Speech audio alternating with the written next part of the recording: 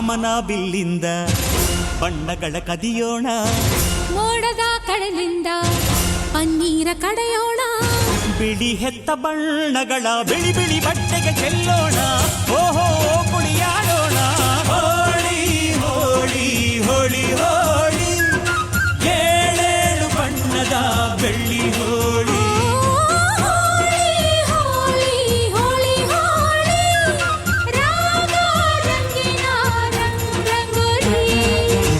ಅರಿಶಿನ ಕುಂಕುಮವ ಒಂದು ಕ್ಷಣ ಬೆರೆಸೋಣ, ಹಸಿರಿನ ಜೊತೆಯಲ್ಲಿ ಒಂದು ಕ್ಷಣ ಇರಿಸೋಣ.